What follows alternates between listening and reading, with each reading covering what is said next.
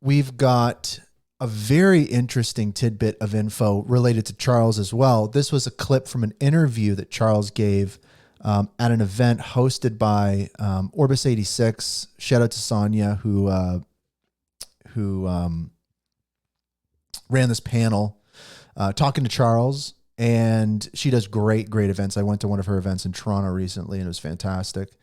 But this with Charles was very interesting because, as Coinman points out, there's a clip from this interview, and Charles says something very interesting. And I just wanted to take a look at this really quick because I think that this is going to, pique the interest of quite a few people in the ecosystem. So let's take a look into this clip from Orbis 86. I think one of the interesting things is we're having conversations, and we've actually had other L1s reach out to us and say that they've built specific products on their chain, and then later come to find out it doesn't scale well, or that it doesn't have the security features that they had hoped to have, or speed and scalability that they need, to the point where there's some chains out there asking if they can actually lodge and build their products on Hedera now, which we're finding really interesting.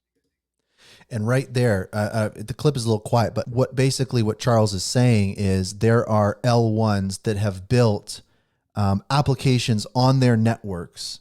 And this is a public interview, that have built applications on their networks that are now reaching out to Hedera saying, hey, can we migrate some of these applications to Hedera for that security, performance, stability, all those kinds of things. So that's a very interesting thing. And again, Charles, president of Hedera, it really gets you thinking, like, who are those networks? What are those applications? And what do those relationships look like going forward? Is this a possibility where we see,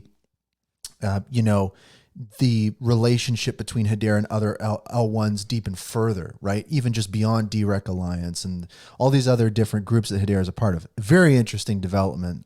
So I wanted to highlight that clip. I think that should be on everybody's mind right now of kind of, look at that. Look at